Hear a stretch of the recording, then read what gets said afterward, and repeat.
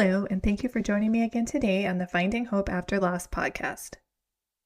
How do you keep going after years of infertility, after failed treatments, after multiple miscarriages, and when the path to parenthood looks nothing like you originally imagined? My guest today is Constance Lewis. She's a women's health nurse practitioner, certified fertility coach, and a mom whose own 6-year infertility journey included low AMH, endometriosis, failed fertility treatment, multiple losses, and the unexpected discovery of a balanced translocation that made pregnancy on her own incredibly unlikely.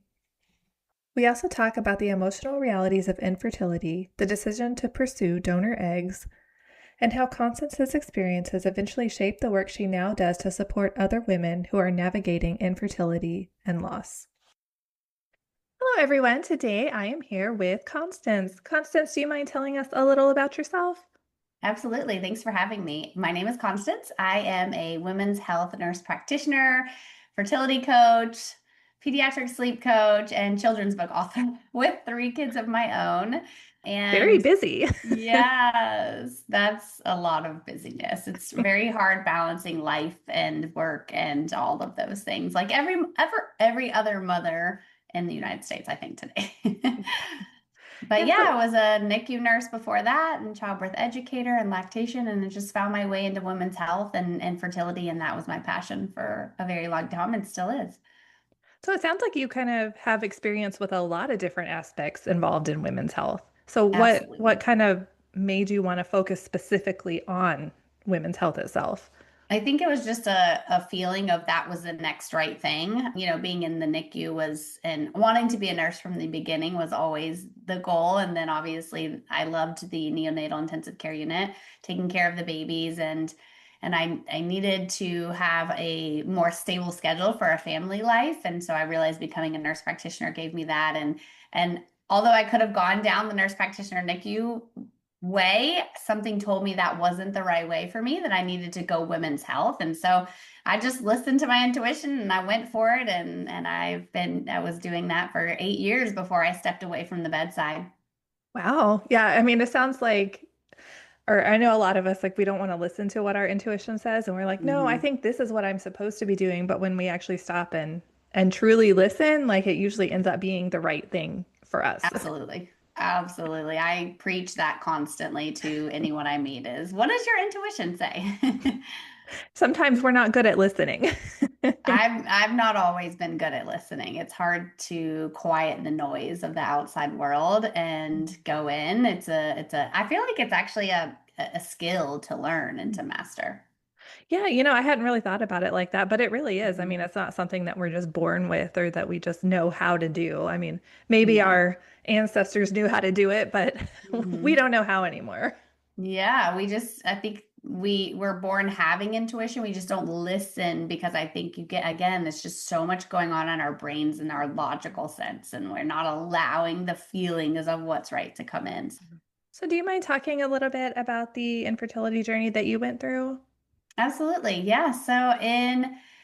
It was a 6-year journey, and there was lots of ups and downs, as most fertility journeys are. I had it all planned out in my head as a type A, controlling, perfectionist woman that I was. And in my head, I went to school, get married. He finished his residency, and then, get stable and have a house and do all these things and then get pregnant. That was take the IUD out, get pregnant. Those were my steps, right? And so once all those other steps happened, and I was 29 years old, and the IUD came out, and I was expecting that first month I was going to be pregnant, and naive and everything else, that didn't happen. And then so forth, and each month there was another negative test, and it was just finally about 2 year. It was about a year into the trying journey where I went to a doctor and I said, "Can you, just draw my labs? What's happening? I have normal periods. I don't have any crazy pain. What's going on?" I mean, I had painful periods growing up, extremely painful periods growing up, and I was on birth control for a long time because of that. And that would have gave sense to what maybe was going on. I had severe migraines during my periods, which is also another clue. and to my fertility. So, and I got my AMH back, and it was at 30 years old, it was 0.13. It was very low and it didn't look good. And so we kind of decided, well, let's try the histosalpingiogram and all of that anyway. And going into the histosalpingiogram, unfortunately, the radiologist couldn't even pass the catheter. He couldn't even get it in. It was painful. And there was tears and it was not good. And so we went back to the doctor, and I'm like, I've had pain with urinating. I've had pain with going to the bathroom.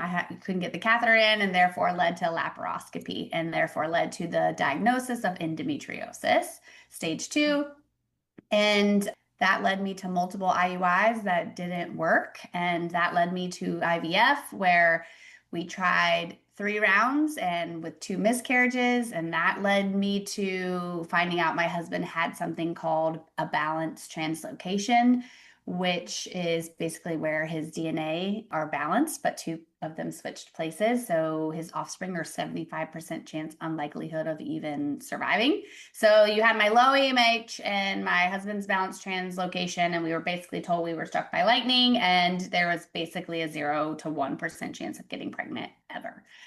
So that was a big pill to swallow, and we decided to move on to donor embryo because I knew, again, intuition, that I was meant to carry a baby. I knew that I was meant to have a baby carried by me. And in my heart, I came to the conclusion as I didn't care how that looked genetically.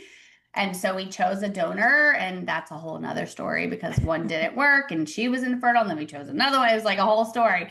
But we got one healthy embryo from that one donor, and we put that in, and I got pregnant with Miles, my 8-year-old son. And then I wanted to have more kids, but I didn't have any eggs left. So we tried to get that donor, and she couldn't do it anymore. And so we had to go searching again. And then we found another one, and hence how I have 2 more children, and I have 3 children now. And so that's really the long version of my story. Actually, it could go much longer, but that's the middle version of my story. Sometimes when you go through like the journey that's that long, it's really hard to sum it up because, it Yeah. took this long period of your life, and, trying to sum it up in like a short summary is hard. It is, and there's so much more detail to it that really involved the emotions and things that happened through the medical system that weren't good. And I actually have a chapter in a book about my entire story if you're interested in it. It's Infertility, Success to Stories of Help and Hope for your journey. But basically, it's a story of a bunch of women. Actually, each chapter is about different women and their journeys, and my whole journey is in there. I wrote in that book. So yeah, Yeah, I'll have to check that out. yeah, it's written by Erica Hoke is actually who started this, one of my friends. And so she got all the authors together. Now she has 4 books out, actually. 3 about infertility, and then there's one about postpartum mess. And I'm in the postpartum mess one too.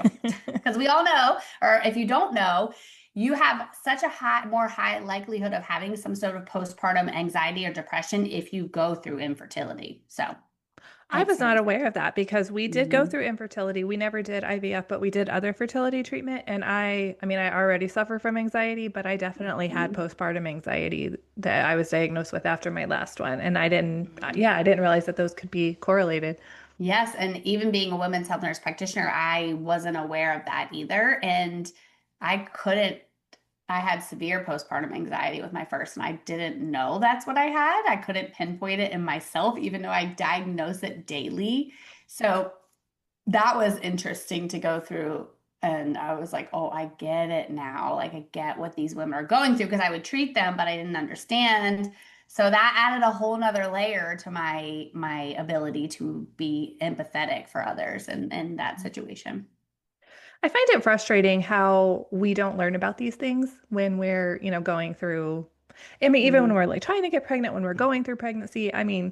When you go back after having your baby or after having your loss, either one, Mhm. you just fill out that, was it like 5 question, like, are you depressed? Are you sad? I'm Yeah. like, how does Mhm. this, but it doesn't tell you anything about other things to look out for. Yeah. And also, I think that the the risk of you having postpartum depression and anxiety after having loss is even significantly elevated as well because with my 2 losses, one I had to have a DNC for as well. because of how far along I was and there was no heartbeat, it's like that anticipation that something's always going to go wrong. So even when I was pregnant with my actually stayed pregnant with my son who's 8 now, I didn't connect with the pregnancy. I wouldn't allow myself to enjoy or to even think that I was pregnant because of that fear and how you protect yourself. And I feel like it didn't feel even real to me, even when he was born. And then I went into the anxiety. It didn't feel real that I had a baby until I seeked out treatment for my anxiety, cognitive behavior, and those kind of things. And I was like, oh, I am a mother to this baby. It was like a whole thing, especially after the loss. Yeah, that's really hard. I mean, I had trouble because I also went through pregnancy after loss, and it is really hard to Mhm. bond with the baby sometimes, and you feel kind of guilty about it, Oh, but guilty. it's you, I think, trying to protect yourself. Hmm. Yeah, it's And it's trying to protect yourself from not going down into that hole of that anxiety even more. which, yeah, I mean, for us who are already prone to anxiety, that just adds even more. Yes, exactly. Hmm. So did you, like when you were presented options after being you diagnosed, your husband diagnosed, do you feel like your options were clearly laid out? Like, do you feel like you were informed or was that process? So I feel that I had to actively seek out the exact clinic that I wanted to work with after when we first initially tried IUI, just our regular OBGYN's office, because they're not a fertility clinic, but they can do IUIs. Then we seeked out infertility specialists in the area, and it was frustrating at times because it's like you're learning it all on your own, trying to get out this information, and they do their best to educate you. And there's some fertility clinics that are better than others, and that's why we actually switched over to a different one after my 2 miscarriages because of the lack of information and the lack of support.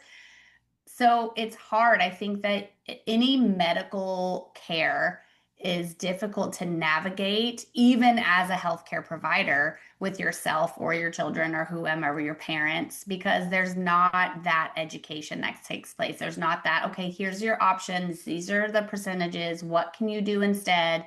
It's just like, this is what I was taught in school. This is how you should do it. And this is how it's going to work. And do you know the fourth leading cause of death in the United States is medical errors? And I truly believe that if people would advocate more for themselves and not necessarily maliciously, but just in intuition and passion, that number would go down. And especially in infertility, especially in pregnancy with loss, because there's a reason. And sometimes you're told, oh, you have unexplained pregnancy losses and we don't know why, or unexplained infertility. And to me, I don't believe in that. I don't believe in unexplained anything. There's always an underlying reason. It may not be physical, but what is it? Yeah, no, I hate that. I feel like people just use that when they're like, well, I don't want to try anything else, or I've tried the things that people normally try, so I'm not going to look further, like Hmm. go somewhere else. It's Yeah. kind of like you being written off, really. Yeah. Yeah, exactly. So I know also that you said that you ended up with the donor eggs. Mhm. Was that a hard decision for you to make to know that it wasn't like genetically your baby? Yeah, great question. It was in the beginning. It was another stab in the heart. It was like another letdown, another loss, actually, I would say, because I remember even having that conversation with my dad. He says, and with men, it's like they want their legacy to live on and their name and their genes and their physicality. That's just how it is. And I have a brother who's doing that, but the fact of like, okay, so in my mind in the beginning, I thought, well, this child isn't going to have any part of me genetically, but just my husband and some other woman, right? And that's hard to digest. That pill's hard to digest. But we had to actually meet with a therapist before we chose donor egg, which actually I thought was very genius of the fertility clinic that we worked with, because that helped a little bit, because she said that this is biologically your child, not genetically, but it's biologically your child. And actually, when you carry a child, epigenetics is, and now we're finding in research, is really big. So although genetically when that embryo is first put in you, but as the fetus starts to grow, you actually intertwine their DNA with your DNA. So actually your baby is genetically yours to some extent because of that epigenetics, and it is biologically mine. So that word, how she used that word, helped me switch my mindset because I didn't know, but I still love this baby just as much. If I looked at this, so what went through my head is if I look at this child as it gets older and somebody says, "Oh my gosh, he looks just like you," am I gonna like break down in tears and freak out over it? And I'll be honest, there were some times when people say that there's a little bit of a twinge still, but in my mind, I'm like, he is all mine. And I Mhm. have talked to a lot of women who adopted as well, and they have told me that their souls feel so intertwined with their adopted baby child that they feel like that is their child no matter what the genetics is. And that's a beautiful thing. But it is hard to get past. There was a lot of self-reflection to get through it. I do love that they made you do the counseling, though. I think that's good for I mean, I think that should be required for anybody going through like fertility treatments or Yes, loss or, any of that. I mean, it's so important absolutely. and something that so many people don't do. Yeah, I think the idea behind therapy is scary or just like, oh, I don't need therapy. But in honesty, I think everybody in the world needs it. It's actually so refreshing when you find somebody that understands you and can walk you through things that you overthink in life. Yeah, my mom, she's actually a counselor, so I've kind of grown up with, therapy-ish in my life. And so it's Yeah. always been, something that felt positively about, but I know that that's not the way everybody views it. Correct. Yeah. And so I know you also have a child who also received a medical diagnosis. Is that correct? Yeah, so my first child, who we call Miracle Miles, before we called him Miracle Miles before we even had this diagnosis, because he was that one embryo that we got the very first time around, and we put him in, and he's stuck, and he's just so strong. And he was a healthy boy his whole life, very smart, very intelligent, sweet, kind, happy, laid back child. And at the age of 4, he started having seizures out of nowhere. And then he was diagnosed with epilepsy. And that was 2 years of me also being high advocate for him and his medical care and finding the right doctors and finding the reason and just not stopping. Because again, he kept getting medically diagnosed incorrectly, and nobody found the lesion on his brain for a whole year. And it was just this whole push of there's something else, and listening to my intuition. They found the lesion and they realized, and they gave us a really good percentage. And so he ended up having brain surgery to remove the lesion the day after his kindergarten graduation, which was wild. Yes. And so not only did you go, I went through the fertility, the loss of my eggs, the loss of those 2 babies I miscarried, and then now I'm going through this. Is there possibly a loss of my child, my Miracle Miles, because I was told by the doctors we can't keep going like this or he'll die. He will die. And so it was just impacted by all of this loss in my life. And I'm happy to say that post brain surgery, he has been seizure free, knock on wood, and he's off medications and he's been seizure free for 6 months. So just that just tells you that A, he's the most resilient little boy in the world to make it this far from that little embryo that could to surviving brain surgery and just being who he is, and that, anything can happen to you, but if you just keep advocating, you just keep listening to your intuition, it will lead you in the right direction. And I feel like nobody should come between a mom trying to advocate for their kid. Like we can be Mhm. fierce for our kids, right? Oh, absolutely. Yep. That was so funny. I just went to his neurology doctor's appointment this past Monday, and they're like, "Here comes Constance." They know me because they know, like, I will tell you what I think, or I ask you all the questions. I want to know the percentages. I want to know. I will go find another doctor if I need to, and not that I don't trust the medical system. I do. I am a medical provider, but I think that parents' intuitions are just so strong, right? And you can find the answers. You don't have to have all the answers, but you can find the people that have the answers. And And I'm always advocating for other people. I always have, because of Miles's book and what I've gone through, I have people reaching out to me saying, "What doctor should I go to? I need help. My kid's having seizures and nobody's helping." And and then I call up my doctor and I'm like, "Hey, I have another one for you," but he's seen somebody and he's like, "I send him over, Constance." So I'm always trying to help other people find those people. I feel like that would be healing, though, to be able to turn around and use your experience to help other It people. Do you is. find that that helps you? Yeah, everything that I've done up into my life to this point has been unintentionally healing, I think. Writing the book with this fertility book was unintentionally healing. I was like, wow, like that felt good, right? The postpartum book was the same way. Miles' children's book about his what he went through and how we did that with it, all of this and helping other parents, moms, children has been that part. It's just been such a healing process. Do you want to talk a little about the book that you wrote about him? Yeah, sure. I have it back here too. I always have it. This is Miles's book, Miles and the Colorful Capes of Feelings.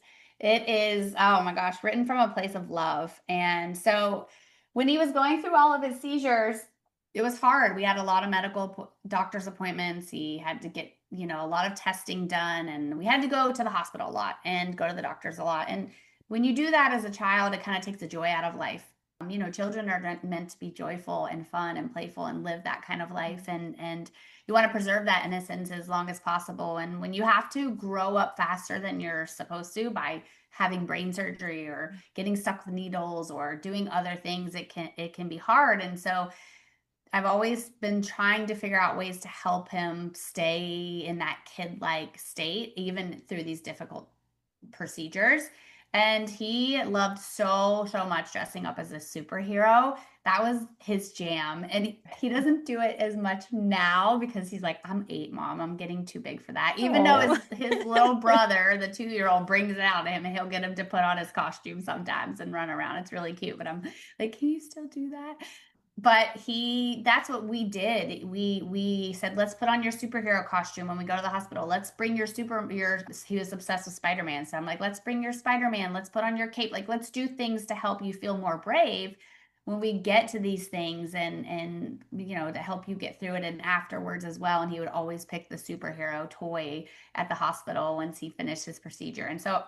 And we're always into color and talking about how we're feeling in our colors that day. Like, so for, I always said to him, "Okay, what color does sad feel like to you?" And he'll say, "Oh, blue," which makes sense because most people say that. And of course they watch Inside Out too, so that's oh probably a yeah. thing. And then what color is, mad, red, but what color is brave to you? Teal. He picked all these colors of these capes that are in the book. So we essentially just took a emotion and we paired it with a colored cape. And then he went in this book, he decided to give his capes to other friends when they were going through something and he wanted them to express their feelings, but they couldn't necessarily use words to do that. Because again, I feel like it takes a lot of work learning how to verbalize your words or your feelings with words. Even adults can't do that. Mhm. Your husband will walk in mad and he can't just say, "I'm really mad right now. Okay. I'm in the red zone." He'll just like whatever. And you're like, "What happened?" Even adults can't even express themselves with their feelings through words sometimes, right? So we thought if we could give them a way or other kids a way to use color to show us how they're feeling, they don't necessarily have to use words. They can just put on something that they're feeling. And it doesn't have to be the colors that Miles chose in the book. It could just be any color. You could say, "Oh, does that color make you feel?" Or "How are you?" Or you can just start, you teach ahead of time. And we also do a lot of emotion release with coloring, painting, creation, angry chalk or happy coloring. We do a lot of tools like that with our kids. That's so interesting. I haven't really heard of, tying the colors to the emotions. I mean, beyond like you said, Inside Out or things like that. But I really Hmm. love that idea because, how could a 5-year-old, 6-year-old possibly express how they feel about something like brain surgery? Yeah, I mean, exactly. I mean, yeah, that's not I could something. barely process that in my own mind, that my child was having that. Does he like the book then? He loves it. Yeah, he's very proud. He's a very shy in a way. Like he doesn't like all of the attention. And people are like he's been on the news for the book and on the radio station and he's like, nah, I'm not into all this. He's so, he's not in. My daughter, on the other hand, her book just came out actually in February and she's all into that. She wants all the attention. So it's so two different spectrums, but he's very proud. He feels the empathy behind the book, but when he explains it and he say, I'm just here to help other kids, talk about their feelings is what he says. It's just so nonchalant and it cracks me up. That's just like, yeah, it's just nonchalant to him. This is just what he does. I love that. Mhm. He sounds like a very sweet kid. He is. He's a very cool kid. Yeah, for sure. So, if you were going to give any advice to someone who's going through, I mean, their infertility journey or Mhm. a medically tough diagnosis, any of these things, what would you tell them? I would say don't give up. I know that you're going to lose hope sometimes because I did, and that's hard to bring back within yourself. But don't give up because I feel that you know what you are meant to have. You know if you are meant to be a mom, if you are meant to carry, or even if you say to yourself, I don't think I'm meant to carry a baby, but I know I'm meant to be a mom. Like if I know I'm meant to be a mom, it may not look exactly like you thought it was going to look like, but that doesn't mean it's not going to happen. And so by you not giving up and fighting for yourself and your belief, that is the one advice I could give any mom is just don't give up and reach out for answers, ask people, continue to fight the fight and keep going. Even on the hard days, sometimes you need a break. I get that. There's days where I just was like, I'm giving up. I'm not doing this anymore. But then I jump right back in a month later. And I understand that. That is. But I feel like if you know in your heart you're meant to be a mom, then you are. And it doesn't, yes, you might grieve the loss of what that might have looked like. But if you're meant to be a mom, you are. I love that advice. And I think kind of expanding on that, we are kind of taught that there's only one way to be a mom. Like Yep. you and your Yeah. husband get Yeah. married, have a baby, but there's Yep. so many other ways to be a mom and none are less valid than the other. Yeah, exactly. And I truly believe that there's so many souls out there that, need parents in other ways. And say, for instance, if you aren't able to have a kid, but you're able to foster to adopt or to adopt, you're saving that child's life. And that's a soul that you've connected with and brought into your family. And, it just that beautiful connection alone calls you mom. That you are a mom. Even if it wasn't the exact way you thought it was, you are a mom. And I felt like you were talking about earlier with people who have adopted that, they feel like their souls are intertwined. I mean, that is your child. It's, Yep. a lot of people just throw around things like adoption and IVF like so freely, like, oh, why don't you just do Mhm. this? Why don't you just do this without really understanding all that really goes into it and is behind it. Oh yeah, exactly. It's not only financially a process, even adoption, but it's physically, mentally, emotionally a process. And it's in each layer you have to peel off the layer of that onion as a woman because it's like, okay, I'm emotionally going to deal with this. Okay, now I physically have to deal with it, whether that's infertility and giving yourself shots or even adoption and having to, figure out what you're doing physically with your body to connect with this child, right? And then you have to peel the layer back of emotions. And then you have to peel the layer back of mental health and how this is going to affect you mentally. And then the other layer is relationship layer, which is huge with your partner because infertility can really mess with that relationship layer. So you're peeling away that too. And so that takes time and you can't heal and accept all of those things at once. So you have to give yourself grace and work on one at a time and move to the next when you're ready. Yeah, that's so true. It's not just okay, I'm going to make this decision and then, okay, we're Mhm. good. Like, let's move forward. It Yes. doesn't. Yeah. I'm Mhm. curious, did you and your husband have the same like feelings about the way you were moving forward, or did you clash at all on that? So I think we both knew we wanted kids. We thought we were going to have four kids and that was going to be it and we're going to have a big old family and then, that didn't work out and we ended up on having three and but we always knew we were meant to be parents and no matter how that looked to us it was going to happen and he was extremely supportive of that situation And he was even supportive, obviously, of the adoption and whatever we had to do to have a baby. But I will tell you that in the beginning of our fertility journey, he didn't always know the right things to say. And I don't think that's his fault necessarily. That was just my expectation of what he Mhm. should say to me because I'm going through this, right? And he is too. But when you're so involved and inundated with yourself and your own feelings, it's like you don't see that that person is also going through it. And so I think that there has to be some sort of an eye-opening experience, like, oh, okay, he's going through this too. He's grieving something as well. And if he's the one that's infertile, that could be affecting him. But I think that in the beginning, the turmoil between us was more of like, you don't know what to say to me to make me feel better. And Yeah. I feel like most people don't know what to say to you to make you feel better when you're going through infertility. Honestly, if you actually think about it, like out of 20 people who say something to you, maybe one gets something right where you feel like, okay, I feel better. So, Yeah. and we're always saying, like, don't tell me to just relax and don't tell me that in God's time and don't tell, you're always saying, don't say this to me, don't say that to me, but people have no idea what to say. And unless you've been through it, and even if you've been through it, sometimes you don't know what to say because everybody is different of what they need Mhm. and at different stages of their journey, what different support they need. So I always tell my clients, because I actually am a fertility coach as well, I always say to my clients, I want you to write down how people around you can support you. What can they say to you? What can they do to make you feel better?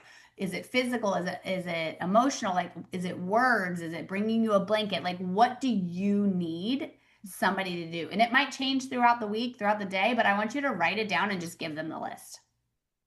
And that way it's not like we can't read everybody's minds. And that really helped me with my husband by doing that step. That is a really good point because you're right. We are saying all the time, "Ugh, don't say that, don't say that." But how often do we tell them what to say? And I mean, Mhm. sometimes I know we don't even know what would be helpful, but Yeah. Yep. That's so true. sometimes, That's sometimes we true. can at least say something that could help and give them Yeah. a little idea. Yeah. I don't need you to say any words. I just need you to bring me a cup of tea and wrap me up in a blanket. And then if you don't know, meditate on it. Close your eyes. Ask yourself, what do I need in this moment? Ask your intuition what you need. It'll tell you. So if people were interested in working with you, where would they go to find more information about that? Oh yeah, I have an Instagram page. I never know the name of it. Isn't that so sad?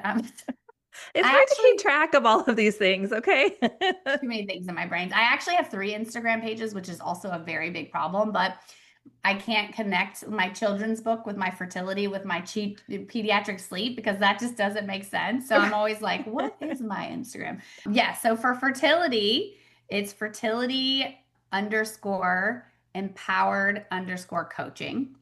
And then our children's book, which is the one that I showed you, Miles's book, is an Instagram. It's colorful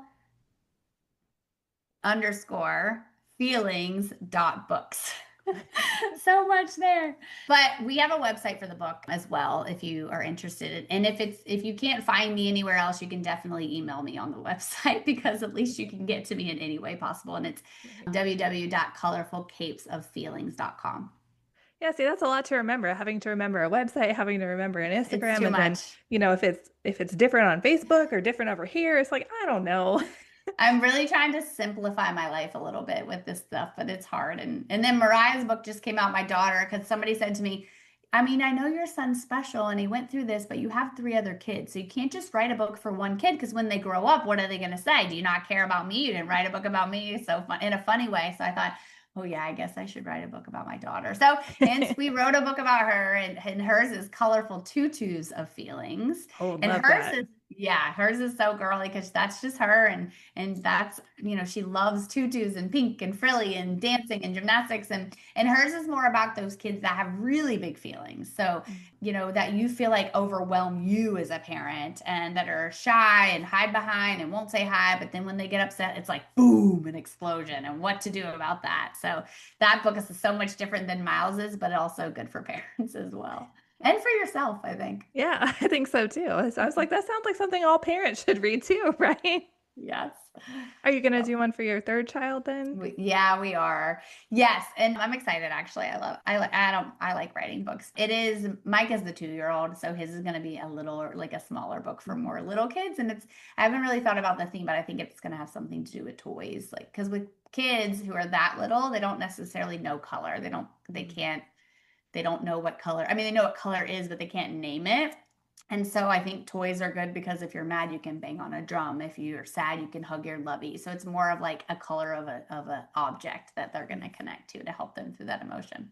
I love that idea. Yeah, my youngest is 3, so that sounds like something she would totally resonate with. And then Yes. my middle daughter is all about the tutus and the pink and the, all that. So Yeah, well, that book is for you. I'm telling you, yeah, it's all I will about be that. getting it. Yes.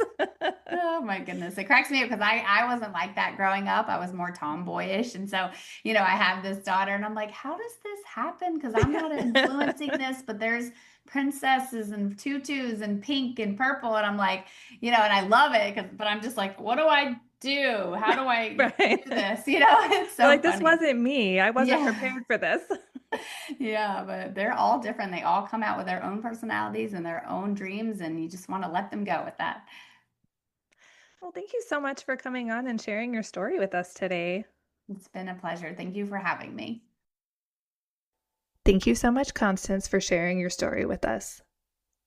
If today's conversation resonated with you, I hope it reminded you that there's not just one path to motherhood, and that no path is less valid than any of the other paths. If you found this episode helpful, please consider sharing it with someone who might need it, or leave a review for the podcast on Apple or Spotify.